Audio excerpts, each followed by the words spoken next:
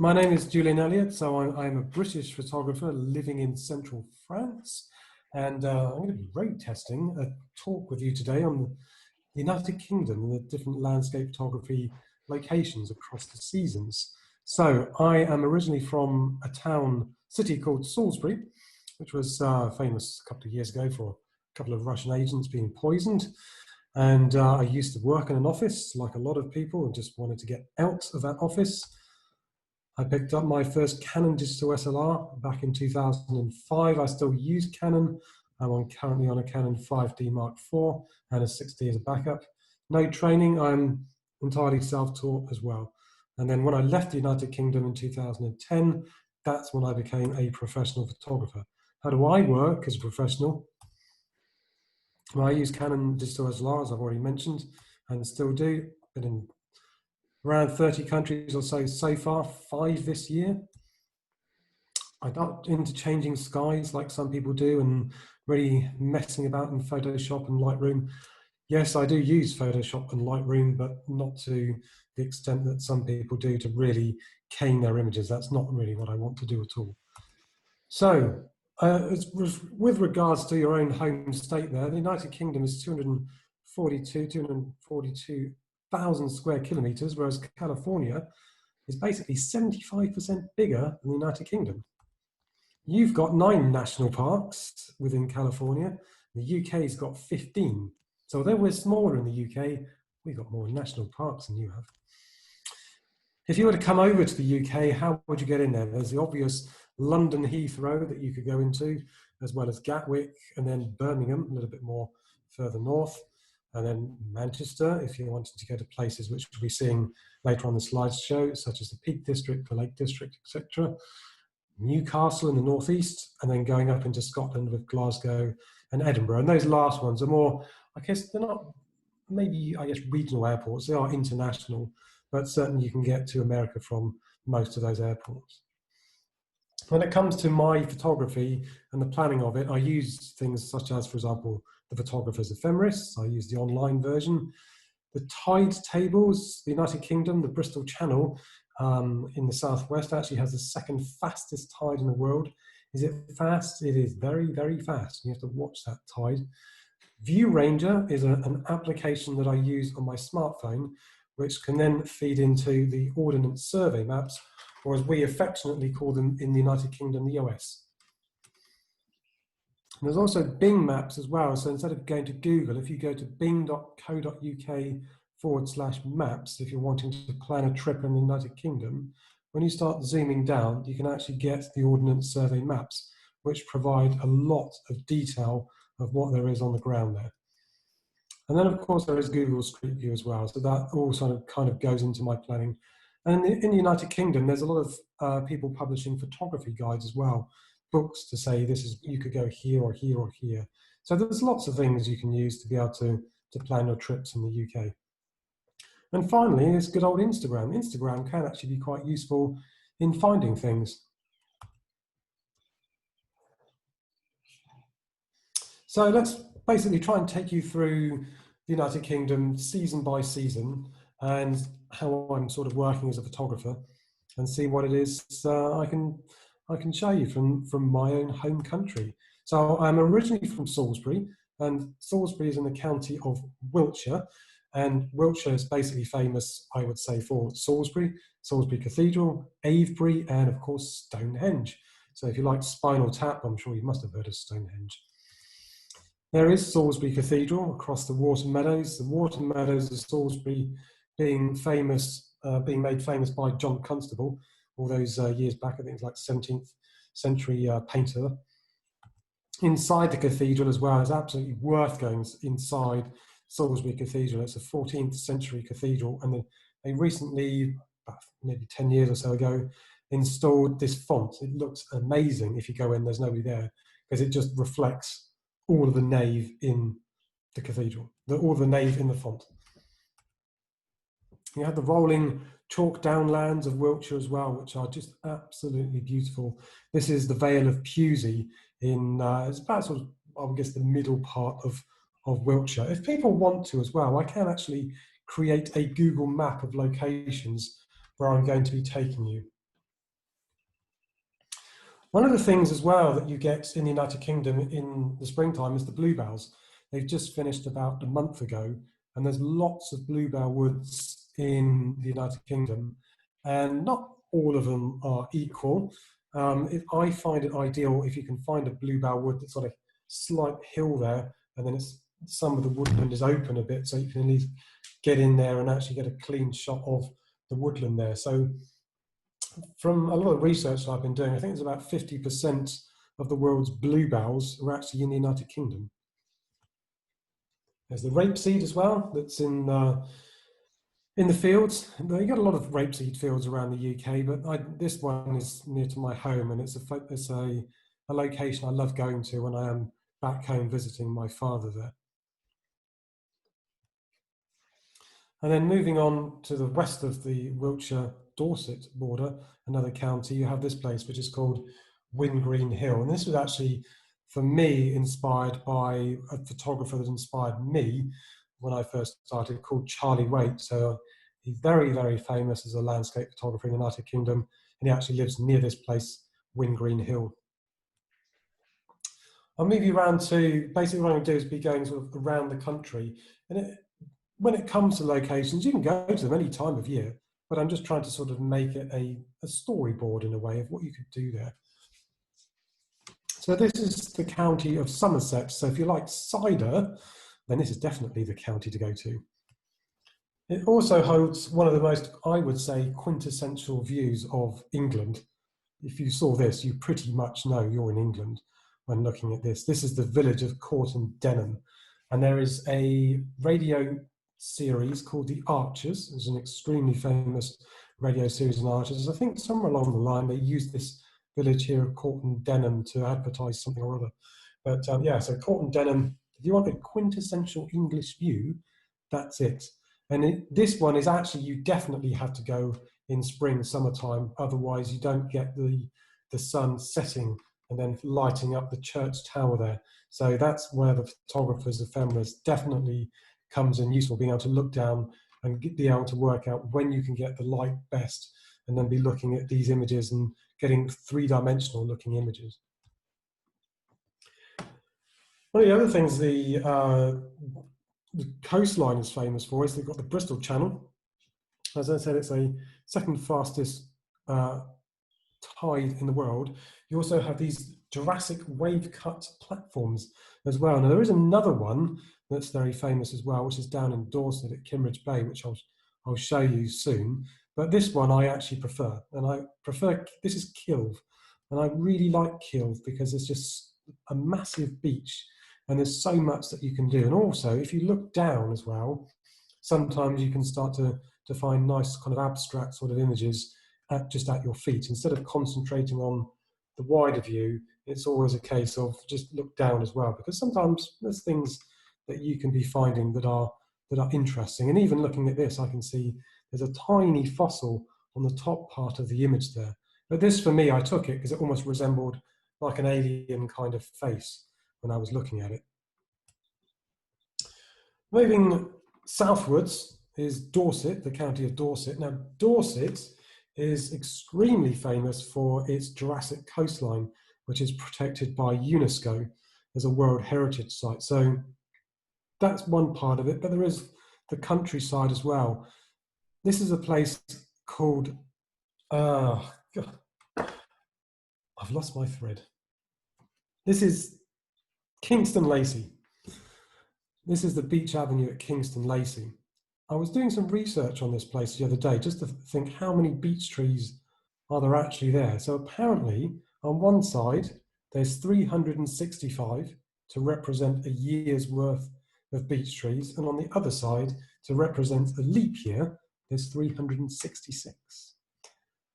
It looks very quiet as a road. It's not. It's actually extremely dangerous to try and take the photograph as you're seeing it here, because people drive along there at 60 miles an hour, which is what they're entitled to do. But it's not easy getting that shot in the middle of the road. There's also all sorts of architecture and old ruins around Dorset. This is a very, very famous place for photographers to go to, for British photographers. This is Corfe Castle. Now it's It is a ruin, but it was actually done intentionally. So it was blown up as part of an act of parliament. And then the Jurassic coastline. So the Jurassic coastline, it's mostly a winter, I would say, and then early spring to get some of the, because it's directly facing south. But there are some places that you can go to, like this place here. This is Chapman's Pool that you can photograph, and you can, there's a lot of walking in this area as well. So if you like doing walks, there's what's known as the Southwest Coast Path Walk, and this is on that walk. And this is a place I love going to. It's not somewhere I see photographs in relation to the other places along the Jurassic Coast a lot, but I do love going to Chapman's Pool. When I showed you Kilve earlier, I was mentioning the Jurassic kind of geology. This is Kimmeridge Bay. This is a very, very famous place for photographers to go to in the United Kingdom. And it's, I mean, a lot of people will go there in winter, but I mean, if you've got the conditions right, you can go there pretty much any time, I would say, and to be able to photograph. The only thing you do have to watch is behind, if you wanted to walk up on the hills behind, it's actually part of an army range, and so it's not always open to be able to go off and walk there. As far as photography technique, I know some people love to really elongate the exposures with waters and put several minutes. I don't like doing that. When it's water like this, maybe 15 seconds at most, and that's it. I don't want to do minutes upon minutes. That's not what I do as a photographer. It doesn't look right to me. Another famous place, this is Durdle Door, and this is probably one of the most over-photographed places on the Jurassic coastline. And it was actually made the news headlines the other day because of social distancing, people completely ignoring all the lockdown, and the beach completely crowded with people until 2 rescue helicopters had to come along and take some people away. And actually, if you go and search Durdle Door on the news headlines, you'll see what happened. But this is an extremely famous place. It's a wide angle shot to be able to get this type of photo here. And there were some steps, and I think they've just replaced them going down to the beach. And behind, there's another photogenic cove called Manawal Cove, which is another one that's really nice to be able to photograph on the Jurassic coastline. This is actually on private property as well. It's not public, it's owned by the Lulworth estate. And there is a big sign for commercial photographers, if there's any commercial photographers there, saying that you can't do commercial photography there. But I think pretty much most people ignore it. This is Pilsden Pen. This is moving further westwards into Dorset. I love going to Pilsden Pen. You've got one of the most amazing views across Dorset. And this is suitable any time of year, any time of day. And the views are just breathtaking. Definitely, it gives you that real kind of English sort of rolling hills look, southern England there. And it's somewhere if I'm in Dorset, I really do like going here. This is the afternoon. It's an afternoon shot, and you can see the long shadows there hitting. And you can see in the background as well, you can see the English Channel in the background. And then moving further westwards again, we've got Egerton Hill, which is an old Iron Age hill fort. And it's, I think it's about just less than a mile long, something like that. It's actually quite big, but you get some stupendous views of the Dorset countryside there. And again, you can see the coast in the distance as well. So it's, if you like walking, it's not, the United Kingdom isn't just about photographing. There's some amazing walks in the UK as well. And this is the other end of Egerton Hill, looking actually westwards. Another iconic place that people will head to on the Dorset coast is the Isle of Portland. And this is Portland Bill Lighthouse. It's a good idea to watch when the tide is actually going to be up or down, because sometimes too much rocks here in the foreground don't really make it that great. The rocks you're seeing on the side there, they're pretty much there all the time, but it's the rocks actually underneath where the waves are at the moment. It's a wide angle shot if you happen to go there, and it's actually pretty safe most of the time, although if there is a storm, there are some people that will head to this place and trying to get the crashing waves. Just be careful, because it gets very dangerous out there. If you've ever heard of the television series Broadchurch, this is West Bay. So this featured in the the TV series Broadchurch. I think it's BBC production, and you can see that the geology, how much the geology changes on the Jurassic coastline. We're still on the Jurassic coast. This time we've gone west of the Isle of Portland, and you can see those sandstone cliffs there. They're actually very, very dangerous, and there was an incident a couple of years ago whereby there had been some heavy rain. There were a couple of people walking along the beach, and those rocks actually fell on the people. And then they just obviously, that was it. Moving further westwards again, we're going into the county of Devon. So certainly when we're starting to get this far in the western part of the southwest of the United Kingdom, is that the beaches here become ever more stunning.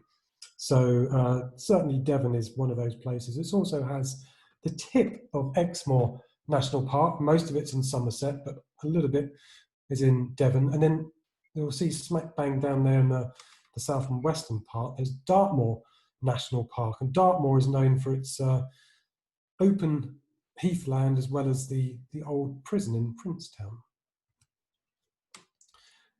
There's another thing that's great about Dartmoor is that if you have missed the bluebells at the end of April, beginning of May, normally a couple of weeks into May, you can go to, I think this is Emsworthy Down, you can actually get the bluebells in an open space instead of actually in the woodland.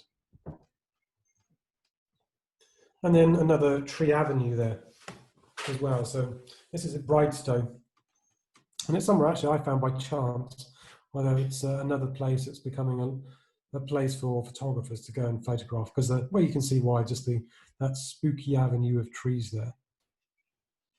This is Brentor, and this is somewhere that has a lot of legends associated with it. No one's exactly sure why that church is there as it is. I believe it's called St. Michael's. It offers stunning views again across the Devon countryside there, and it's kind of near the border of the next county we're going to be heading into, which is Cornwall. Hidden in Dartmoor are lots of waterfalls, but this one in particular, this waterfall here, I actually got lost trying to find this. It's very, very hidden, and I wanted to put it in because not a lot of people are going there. You really do have to know about it. This is called Venford Falls. There's not a lot of room to maneuver down there, so it's a wide-angle shot. And when it comes to waterfalls, I've already mentioned with the seascapes, I don't like doing very long exposures. I personally prefer doing an exposure of up to, say, 2 seconds at absolute maximum when it comes to waterfalls. I don't want the water looking just white out, just a white out of water. That's not really what it is that I'm about when I'm doing my photography.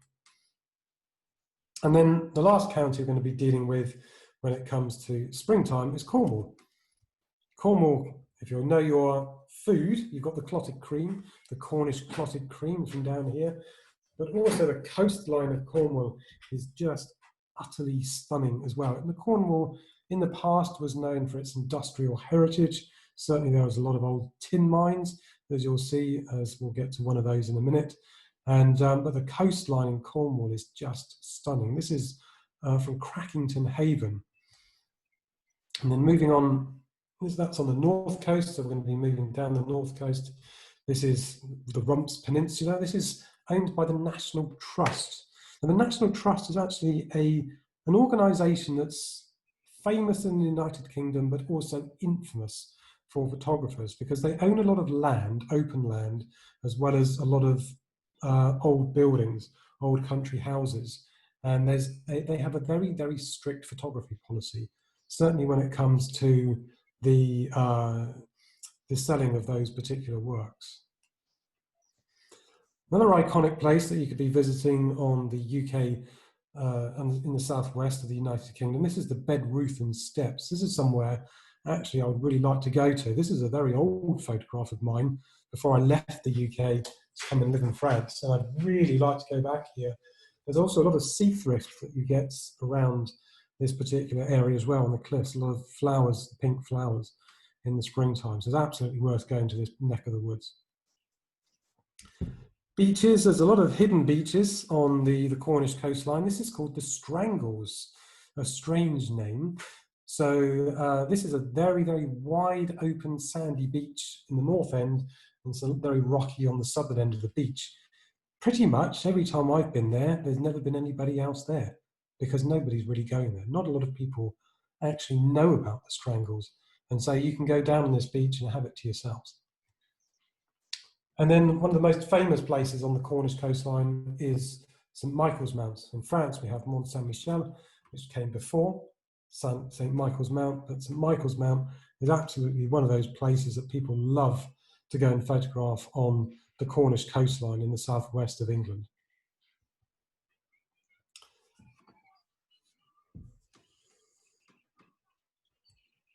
I mentioned the industrial heritage. This is the Batalic mines. This is protected by the National Trust. And you can see just how precarious this place looks here. So those mines, they're famous because when they were originally dug out, there's a mine shaft that actually goes 400 meters underneath the sea from where they are right now. So if you can imagine being an old miner in days of old, being underneath the Atlantic Ocean there, that's what we're looking at, then I'm not sure I'd like to be doing that job underneath there, because if it collapsed, you're not going to be getting out of that place. And then Land's End. Now, Land's End, I know a lot of people might be thinking it's the most westerly point in the United Kingdom. Actually, it's not. That falls down to Ardnamurchan in Scotland, because the way, normally when we're seeing a map, the United Kingdom looks bolt upright, but of course, when on the Earth, and it's tilted over, so Ardnamurchan in Scotland is actually, Ardnamurchan Point is actually the most furtherly western point of the United Kingdom rather than Land's End. This place is great at any time of the year, but it's a sunset location rather than sunrise because it's facing westwards. Summertime in the United Kingdom. So, it's all about the bucket and spade brigade, as we call them in the United Kingdom. All the kids on their beaches with their buckets and spades digging their sandcastles. Also the Punch and Judy show. I don't know if you have that in the US, but certainly in the UK you can find this on certain beaches in the summertime, the Punch and Judy show. That's not why, though, I want to bring you what I want to show you with summer in the United Kingdom. There's another reason, a far prettier one. So what I'm going to do now is take you further northwards in the United Kingdom. So I'm going to take you to the Peak District National Park and a couple of others. So the Peak District is another, and just to give you context of where it is, it's basically what we would term the Midlands of the United Kingdom. And it's another one that has a lot of industrial heritage. So there were a lot of cotton mills in this particular area at one point. Of course, that industry is long gone, but you do see remnants of it around. This is a place called Mam Tor, and I actually won, I think I got a commended entry in a competition for this one, and I nearly didn't make it home trying to take this image because I lost the GPS on my car. But for those of you that might be beginners, I don't know the level in your club of where you are, a trick that I was taught a long time ago is basically if you have a gate, open it.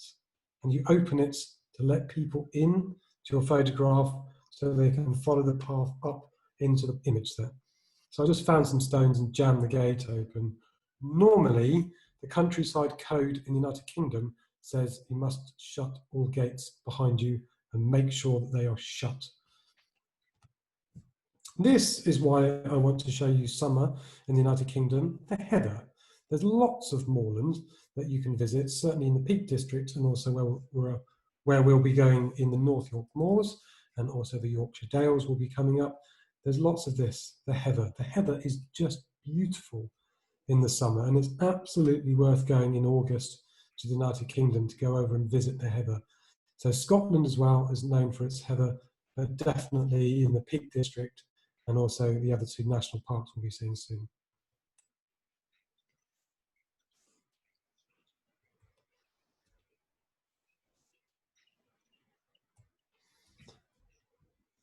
So what you do typically find, and I know you get this in America as well, is that certainly these types of places do attract a lot of photographers when it's summertime, and you are at times jostling for places. Not as bad as some of the pictures I've seen in the US national parks, but definitely you will be seeing people. Now, I did mention the industrial heritage. If you look in the foreground, you'll see there's a rounded stone. It's an old millstone. So you do see these scattered around the Peak District because basically they've no use anymore. Therefore, they've just been discarded in the landscape. And they make great foreground interest if you're doing a wide angle shot.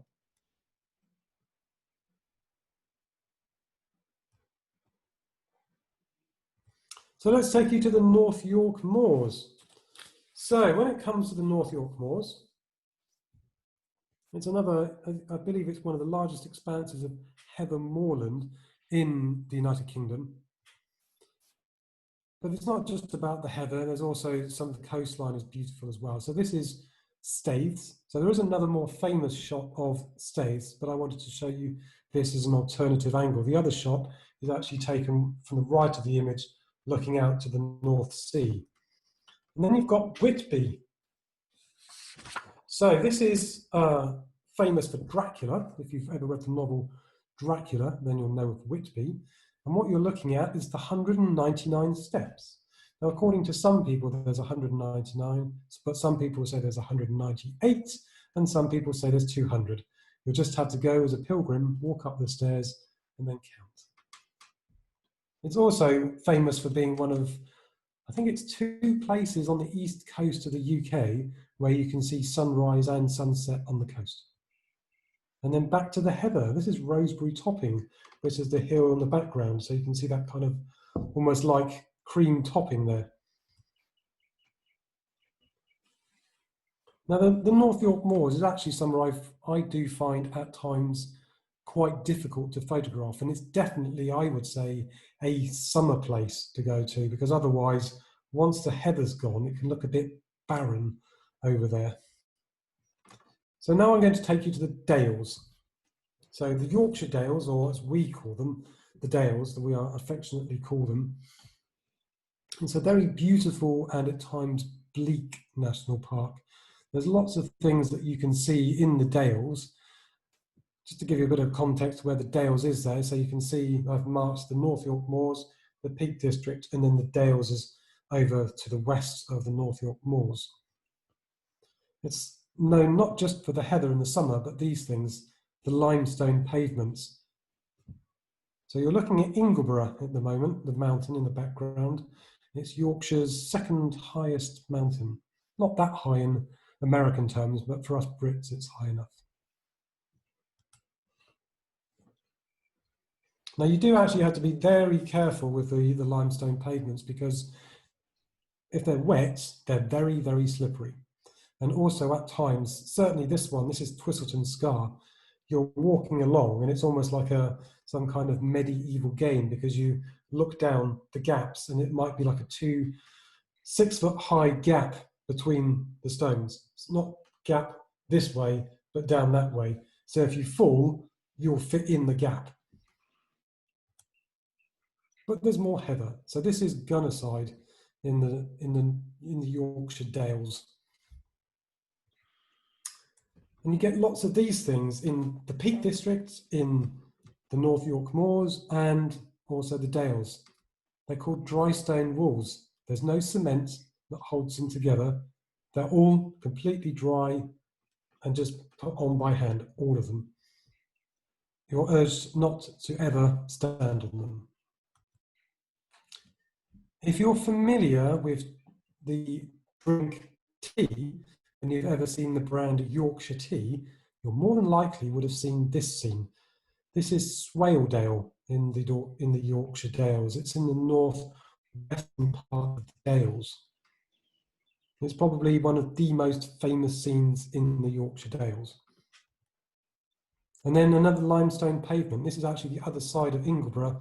This is the Winskill stones. It's not as dangerous as the other one at Twistleton Scar, but it's still worth watching your step if it's been wet up there. Let's take you to the autumn in the United Kingdom. Now, like I'm sure you have in the United States, there's all sorts of places you could go to. I'll just quickly take you to one place in Wales. Now, Wales is somewhere that I've not photographed a lot. I used to visit the area that I'm going to take you to in a photograph a lot when I was a child, but I wasn't a photographer then. So I'm going to take you to the National Park of Snowdonia and this cottage here. Now, I don't know what it's like in the United States, but every year when it's autumn in the United Kingdom, there's all sorts of photographs that will appear in the newspapers. This is a place that will appear every single year for autumn. And you can see why. It's extremely photogenic, it's extremely picturesque. And if you want a typical English way of putting it, it's very chocolate box. So if you were to go into Marks and Spencer's, for example, and get a box of chocolates at Christmas, you might be looking at this type of scene.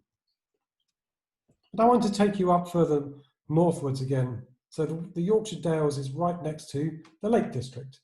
Now the Lake District is probably one of the most visited national parks in the United Kingdom. As far as I know, it is actually the most visited national park in the United Kingdom. I think it's about 16 million visitors per year.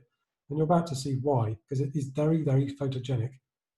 Just to give you a bit of context of where it is, you can see it right up the top northwest of England. It's near the border of Scotland. This is Wastwater. This was once voted Britain's most beautiful view.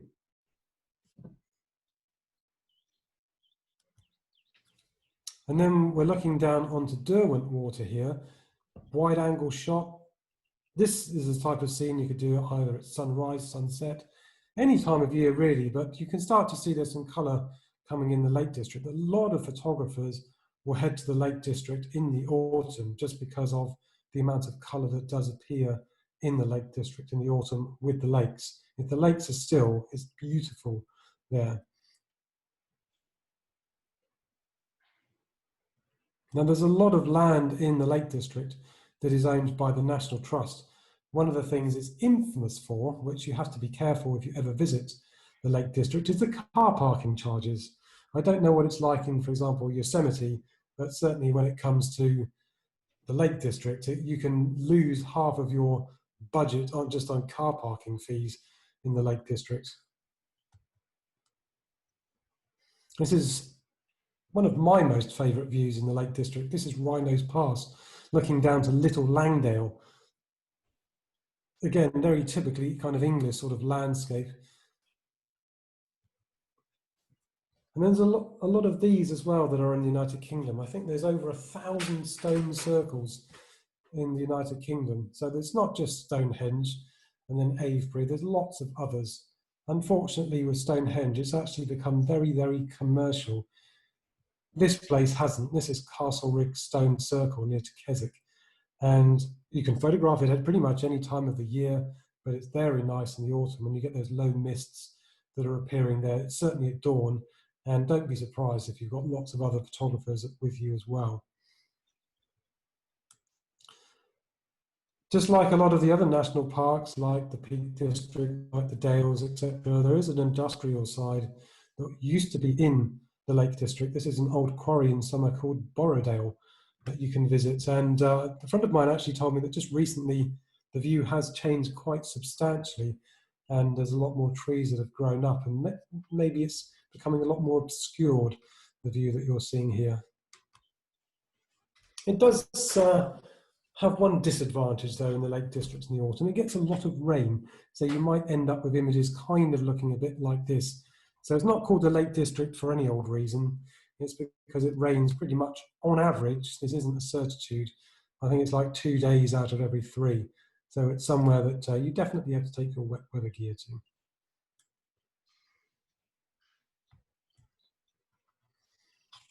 As I've mentioned, obviously there's the lakes because it's the Lake District, and if they're still, then it's certainly worth trying to make some kind of abstract images with the still lakes and the scenery that's behind. This is Grasmere Lake in the Lake District. It's north of Ambleside and south of Keswick. As I've said, I can do a Google Maps for you all if you're wanting to and thinking, where are these places, if you're wanting to visit the United Kingdom. But I always try to think, if I have a scene like this in front of me, what do I do with it? Are there any patterns that I can be creating within camera just to try and make a more interesting type of photograph? Looking down onto Loughrig Tarn from Loughrig Fell, you can see some of the low autumn mist there and the colours coming in. Again, any time of year you can go here, but definitely it's worth going to the Lake District in in the autumn. It really, really is a stupendous place to visit because the colours can be absolutely amazing to go to.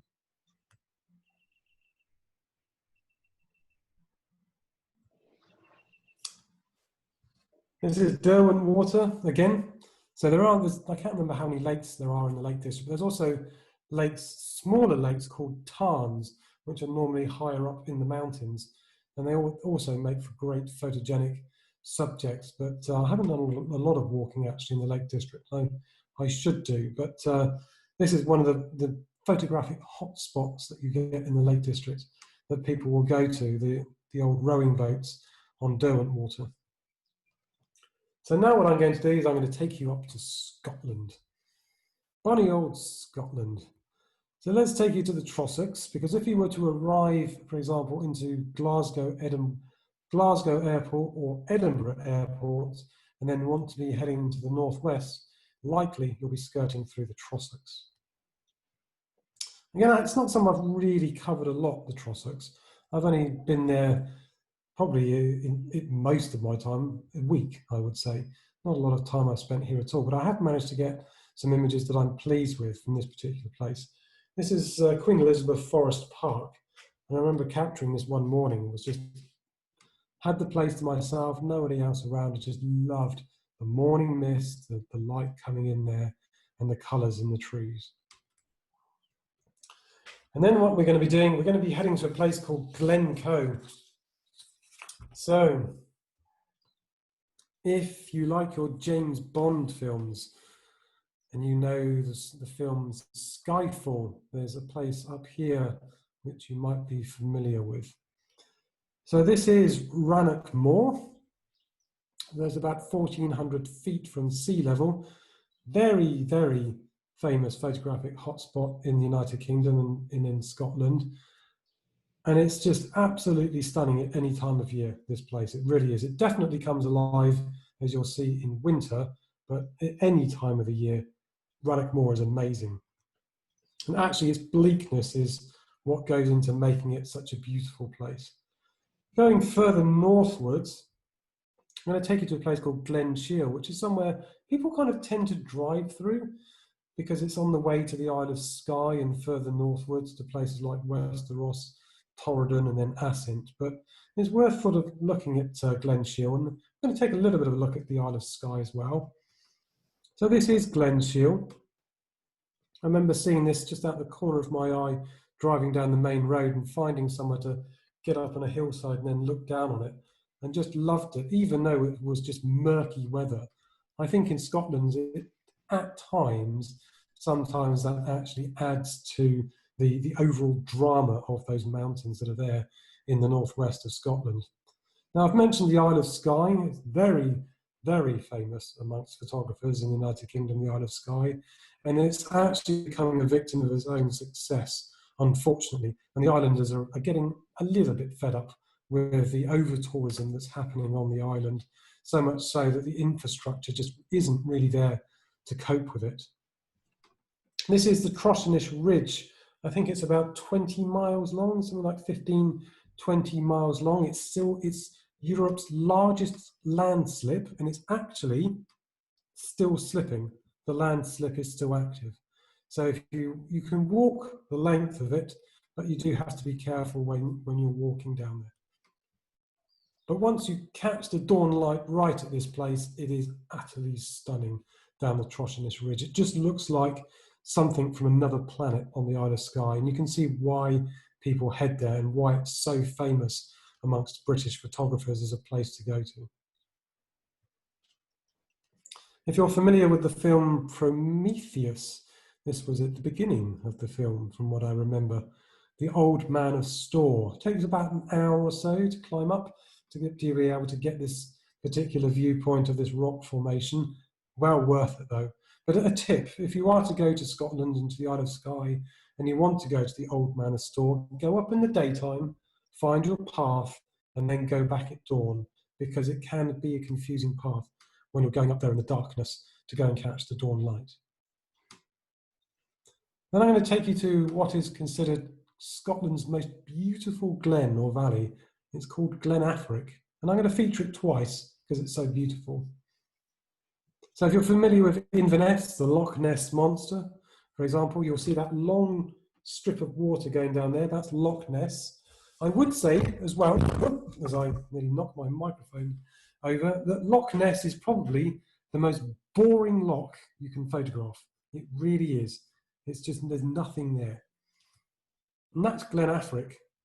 And it's not hard to understand why people think it's Scotland's most beautiful looking glen. It really is beautiful any time of year when you're in Glen Affric. Wintertime. We go back into the Trossachs. This is the view from Benan, looking over there. It takes about an hour or so's hike to get up the mountain. Not the easiest hike, wide angle view, just to be able to get in all the foreground there. And with mountains, I kind of do prefer to do a more telephoto shot to make sure that everything looks as big as it is, rather than pancaking it with a wide angle lens. But this scene, with the foreground interest there, it really does deserve using a wide angle lens. I don't do like some photographers that I know on your side of, in your neck of the woods, they'll do two shots and then Photoshop them together. So you've got the look that you would see with your eye. I don't like doing that. That's not what I do at all with my photography. I want to keep it looking as it is with the lenses that I'm using. Moving further northwards again, we're going to be going back around to the Glencoe area. So this is Loch Tulla, and this is a place that's kind of getting more and more popular amongst photographers. It's kind of out of the way to get to. A lot of people bypass it on the way to Glencoe because it's down a one-track road, but certainly it's worth going to. And now you can see why Glencoe is actually so beautiful in the wintertime. And this is, I go to Glencoe every wintertime just because it is so beautiful once the frost comes and all the snow as well. Now I do a lot of panoramic photography, and when I'm doing panos, I will always do a portrait style shot and then do at least a dozen images to be able to get all of the photo that I want. And it's worth exploring all of the shoreline of what's called the Lochen, the lake, because there's lots of little inlets that you can get to, lots of foreground interest. If the light is there, it looks stunning in the morning. It is a sunset shot in the winter as well, but the sun will actually go behind the mountains. But the sun is very, very low in the sky in the wintertime up in Scotland, which is why a lot of photographers love it, because it's just so beautiful, the light up there. The tip at times with lakes, just to give a little bit more interest, I just put my hands down in the water, picked up a stone, and then just threw the stone just to create the ripples in the water, just instead of having a very mirrored image, just to give a little bit of interest in the foreground there. A couple of years ago, there was a weather phenomenon called the Beast from the East. So there was this weather front that came across from Russia and Siberia and dumped a lot of snow on the ground in the north of the United Kingdom. I happened to be there when it happened, and you might be able to see this. There's an arc in the sky. It's what's called a fog bow.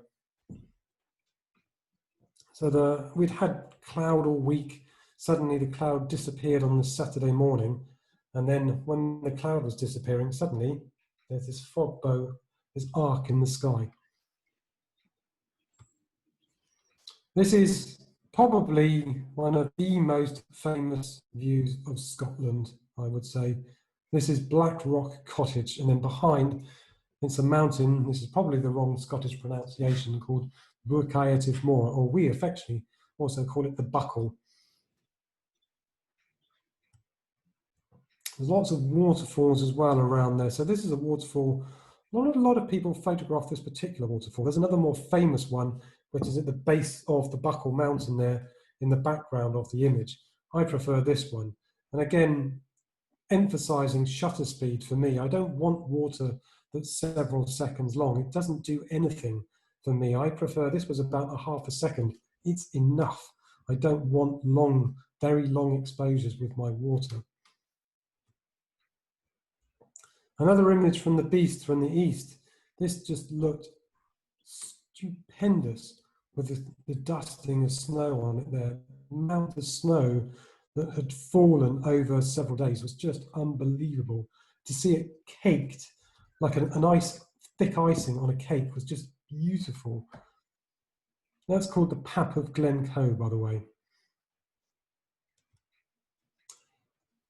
If you're a Harry Potter fan, I'm going to take you to a place called Glenfinnan. This is Glenfinnan. There's a memorial there to Bonnie Prince Charlie. But where you take the image from, and you're looking down Loch Shiel at the moment, behind the camera is what Glenfinnan is actually more famous for, which is that, the old railway viaduct. It's still used, and in the summer months, you can actually take a steam train across that from Fort William to Mallaig, which takes a couple of hours. So if you've seen the Harry Potter films and you've seen that bridge going around, that's the bridge that you're seeing. Moving further northwards, this is a place called Glengarry, still the beast from the east. And I just loved looking down that road there. Not a lot of cars at all on that particular morning. Just the dump of snow, the mist there and the cloud. It just looked, for me, just beautiful. A very long lens shot as well. And this is why I like using a long lens with mountains, to get everything compressed, to give it the proper sense of scale, rather than using a wide angle shot and then everything pancaking down. I don't want that. Graphic shots as well, and snow can be something to look out for. So these trees that were behind me in Glenfinnan, I just saw them and thought, just loved the way they were, all the graphic lines going down there, the dusting of snow on them. For me, it just made the image. Another chocolate box image. So this is Eileen Donnan Castle, and you can see why people photograph it. If you get the right light, it's just beautiful here, it really is. Something to be aware of with some of the lochs in Scotland is they're what's called tidal lochs. So what you're looking at here isn't, although loch is basically lake, this is actually the sea. So it's basically, there is a tide, and you have to catch it right to be able to get the water line up near to the top of the castle there. Otherwise it looks a bit messy with all the foreground. Going back to the Isle of Skye, this is a place called the Fairy Pools. So it's a series of waterfalls that falls down to going down into a valley. And it's very strange when you're actually walking up and then looking down into the pools. It looks as though there's lights. So if you've got like a Japanese kind of koi carp pond and lights underneath the water, kind of looks like that. Really odd.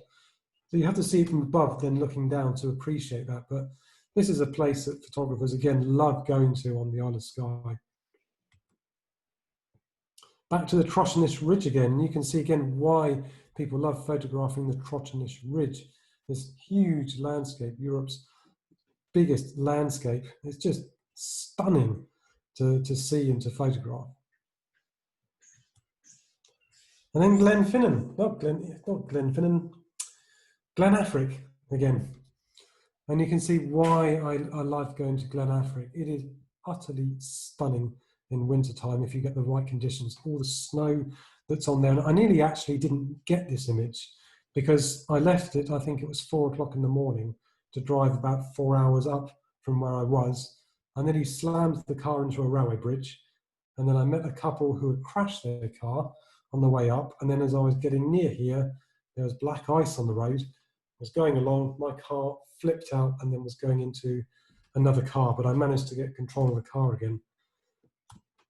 And there you go. There's a little bit of a trip around the UK. I don't know if people want to ask photography related questions and feel that they've been taken around the UK and the sun's going in my eyes, but hopefully you've enjoyed a trip around the UK and what the UK has to offer. That was very good. Could you fill us in a little bit on the kind of equipment you take with you, what you do to get the photographs? Yeah, sure. I mean, I use Canon 5D Mark IV. I have a 6D as a backup.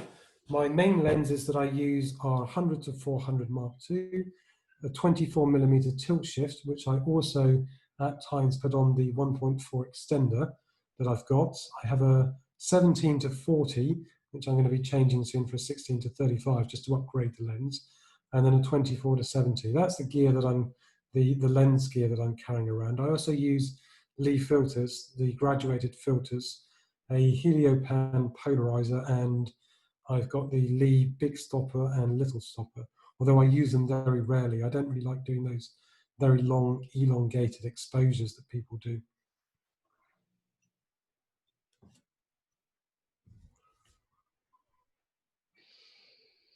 They're lovely, lovely photos. I got two questions.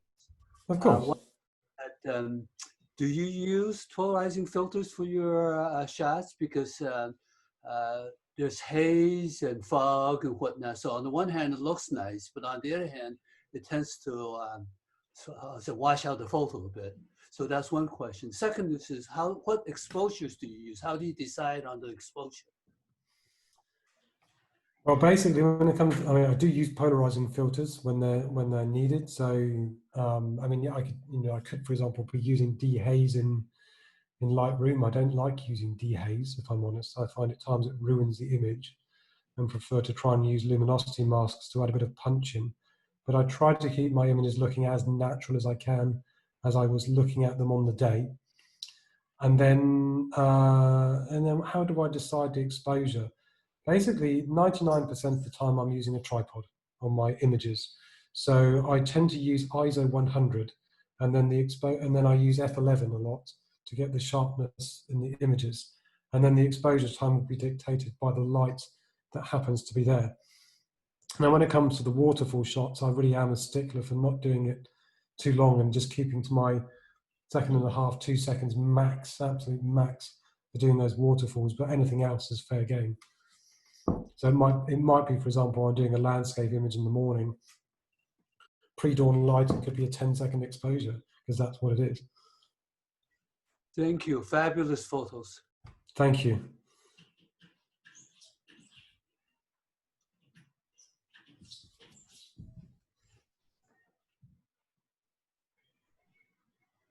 So I'd like to ask one more question, if nobody else has got a question. This tour, do you give us guided tours if we show up in England and Scotland? Yeah, I do. Yeah, I do photo tours.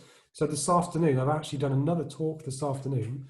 At the moment, I kind of feel like I'm a bit like in a rock group, because I'm practically traveling the world. I was in Rochester, Great Rochester Camera Club this afternoon, and then I'm with yourselves in California.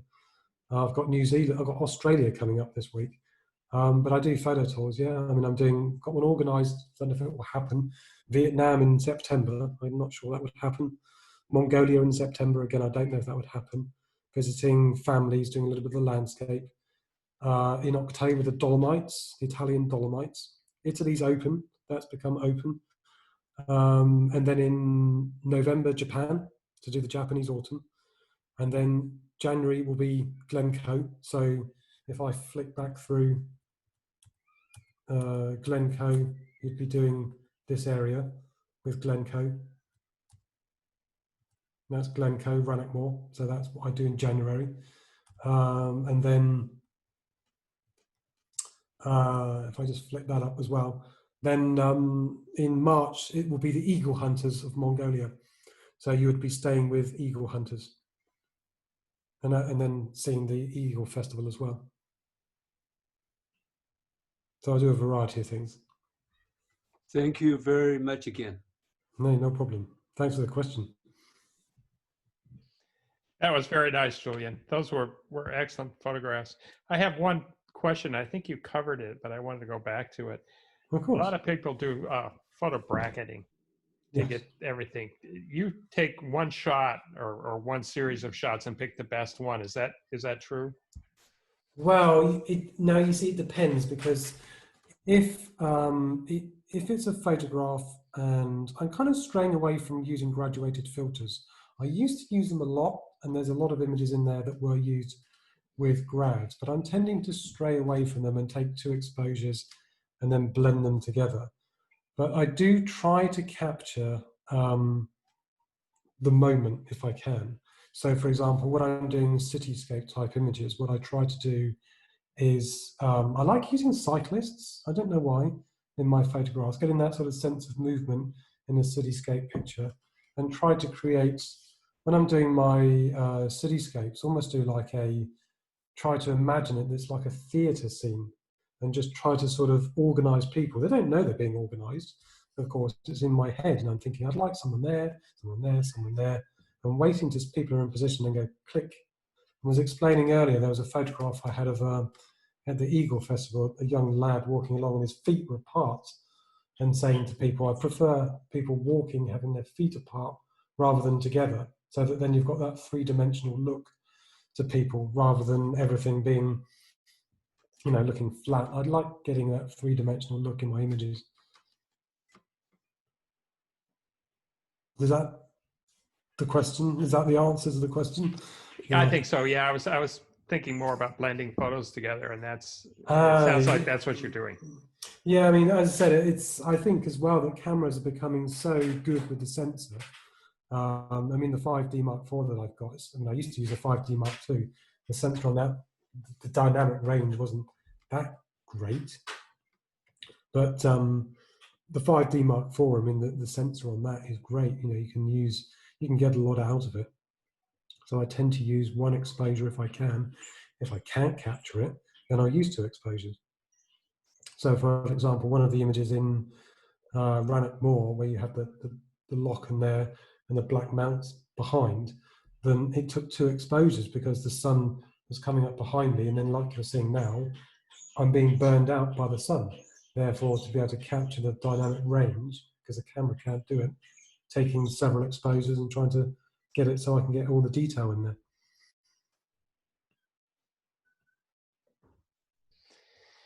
Any more questions? Oh, hey, good morning. It's Lily. I have one. That's beautiful landscape pictures. Thank you. Really nice because that definitely London, I mean the UK, Scotland gonna be my future destination for photography.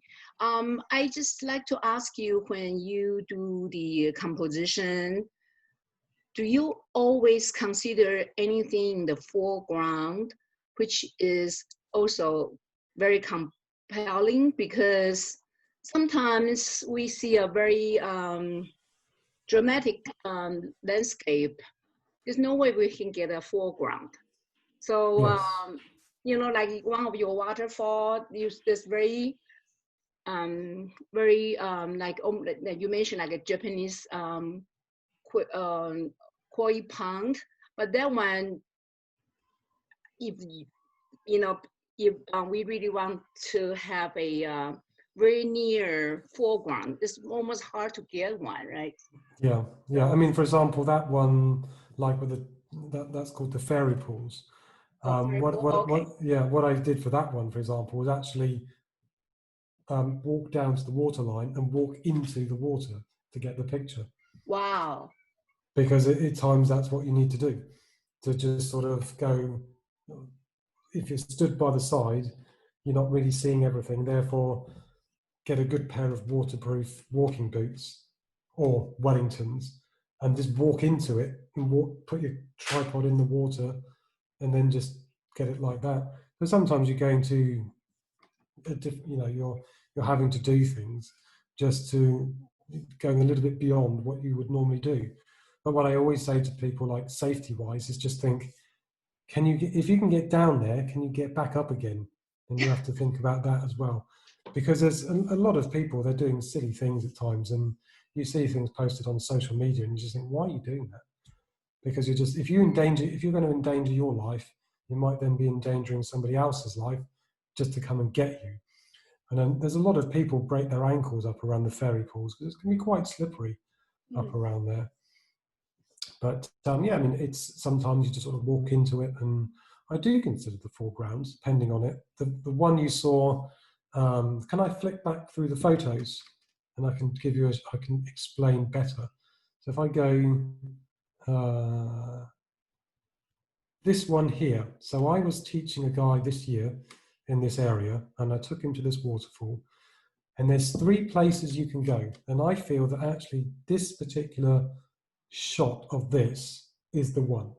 So you can go, there's a tiny kind of cascade down. It's only about 3 feet high. and you could walk down to that level and then walk along a bit and then look up. It doesn't really work. And then you can get right by it and it still doesn't work. And actually this one is on top of it, looking over.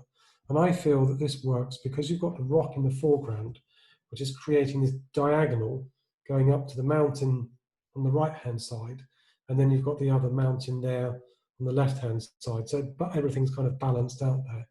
And yes, it's a kind of classic rule of thirds, but I think I feel it does work as a photograph.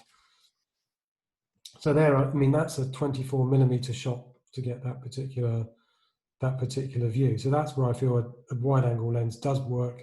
And then you've got the foreground there in that particular image to actually get everything as you need it to. And you can see you don't need a long exposure either with the water. It's only, I think it's less than a second. It doesn't need a long exposure. People just do, 30 seconds. It doesn't look right. It really doesn't. So if you try to get one image or one shot, get the whole image, so you probably consider the hyperfocal points instead of do the focus focusing. Yeah. Stacking, yeah. sorry, focus stacking. Yeah, the focus stacking, yes. If I can, then yes, I'll do the that. Or for example, this is done with a tilt shift lens. Therefore, you can bend the plane of focus when you tilt the lens forward. So you don't have to go into focus stacking. So that 24mm tilt shift that a lot of people use architectural, I do a lot of architectural cityscape photography with it. It's great for landscapes because you can get the shine plug principle, whereby once it's basically like large format photography. I've never used a large format camera, but as soon as you add in camera movements and you can then tilt the lens forward, I don't know if you've ever seen a tilt shift lens, but you then bend the plane of focus to be able to get sharp images from front to back. Thank you. No Thank problem. you very much. Thanks. No problem. Well, Yes. since nobody else asked question, I can ask one more. Because it's hard. Do you know what? Can I say something as a professional? Yeah. Is that when I first started, what I used to find frustrating is that when you want to learn, is that people would never give you the answer. And I vowed that I would never do that to people, that I would never say, I'm not going to tell you, that's my job. It's actually my job that if certainly, someone's already said, hey, do you run photography tours? Yes, I do. I'm not going to take you on a photography tour and say, there's the landscape, goodbye. What use would that be? I want to try and help people as much as I can. If, doing things like this, I'm reaching people at the moment I never would have reached before. And I think it's really nice to be able to share my home country with yourselves and then hopefully inspire you to go to the UK or somewhere else. Or like I've inspired people earlier on this afternoon with Mongolia. So I'm happy to answer any questions. So please ask as much as you want to. Well, thank you. So do you towards the lens like around 24mm for landscape, or you go wider so you can get closer to the foreground and then get It depends. I mean, it really does depend on what it is that's there. You're looking at something, you're thinking, you put a lens on, you just think, does it or doesn't it work? I do like using my tilt shift lens a lot. It's strange enough that I found with that lens, if I've put images into a competition with it, they've normally got somewhere when I've used that lens, because it's an exceptionally sharp lens. But sometimes I kind of know. I sort of look at a scene and go, right, that's what I want to do with it. And I know I'm going to need a telephoto lens to be able to achieve it. But sometimes you look at something and you think, it's a wide angle shot, like that one there. And it's a wide angle shot because there's so much you need to get into it. And then it's just a case of finding, well, what is it that you're going to have to use to be able to get it? Now, what I like with the tilt shift lens is that you can keep the camera completely level. And then here, the lens was actually shifted down a lot to keep everything. I mean, there's nothing that would sort of come in with converging verticals here, but I still like it to look right in camera as much as I can so that I'm not having to fiddle in Photoshop with things. I just want it to look nice as I can. Thank you. Have you ever used a tilt shift lens? No, I'm not advanced yet. Okay, what camera do you use? Nikon 850. Okay, go and hire a lens, and it's once you start with a tilt shift lens, I always remember when I bought mine, the guy in the shop said to me, it will change the way you take photographs forever. And it does, because of what you can do with it. Are they expensive? Yes. Are they worth it? Yes, absolutely worth it. It's like gold dust to me, that particular lens. I guess I have to start to save again. Yes, yeah. Thank you for your advice. Hey, no problem. Now, it's nice to hear that people use telephotos and wide angles and whatever, because many times when people are starting landscape, everything is a wide angle lens. Yeah. So I think it's kind of like overused. It's like, I was a landscape, let's go wide. And it's like, why? Why do you want to go wide? And I see when I do my Patagonia talk, there's a lot of photographs that I'm taking from a moving ship, a cruise. And a lot of it's done on the Canon 100 to 400. And I got to the end of the talk, the first time I did it, and this guy said to me, I can't believe you're using 100 to 400 for landscape. And it's like, why not? Why can't I? You're only limited by your imagination as to what you can do with these things. Because he said, I'm supposed to be going on a cruise at the Norwegian fjords, and now I'm thinking of taking my 100 to 400. But with 100 to 400, you then start compressing landscapes together to be able to get those shots to make the mountains look as big as they are. So you're only limited by your imagination in these things. Julian, the other thing I found when I just start joining our club 5 years ago, I only have 2 lenses, 24 to 120 and 80 to 400. Mm-hmm. And life's so simple. But now I bought so many lenses now. Every time you go out here, so which lens is gonna take? 24 to 40, 16 to 35, or 11 to 14, and then because more decision to make. I think what happens though is that as you progress, you start to know. You can, because people sometimes say to me, it's like, how do you know? How do you see? And it's the same as when you go into work on a Monday morning, how do you know how to do your job? You do, because you're going into your job, you've trained to do your day job, therefore you know. And I say to people, you go to work on a Monday morning and you go, today I need to do that, and I need to do that, and I need to do that. And you make a mental list of the things you start thinking about your job. And it's the same with photography. This is my job. I'm looking at photographs every single day, either through my presentations or if I'm sending images to Getty Images, for example. And so therefore, I'm always looking at photographs one way or another, or I might be researching things.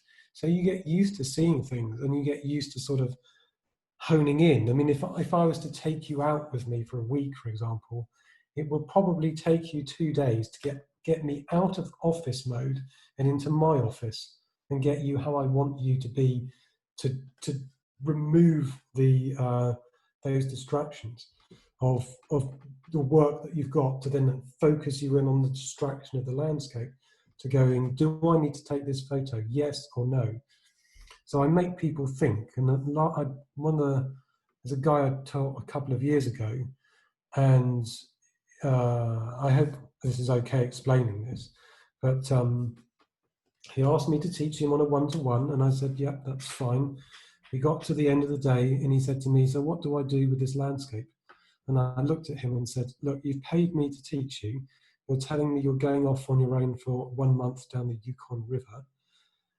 And you're now saying to me at the end of the day, what do I do with the scene? Once we're gone in 45 minutes time, and I know we're going off to dinner, but the photography lesson ends, what are you going to do when you're down the Yukon River on your own?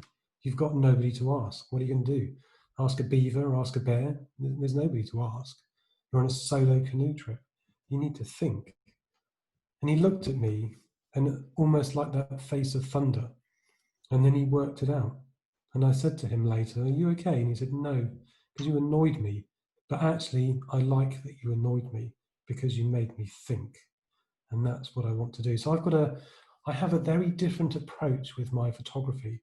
I used to do Tai Chi and a few of the other Chinese martial arts, and I had a very good master. So therefore, I've taken that philosophy of how we used to be taught and put it into photography to try and then get people into a different way of thinking when they're out with me. I don't want people to just go click, click, click. That's not what I'm about. And I don't want people that come with me to do that either. I want people to focus on what's there and really hone their skill. And we're all still learning. Everybody's still learning. I'm not saying I'm a master of photography at all. I mean, I do have a YouTube video that says mastering keywords, but that's just a marketing thing. You've got to do that.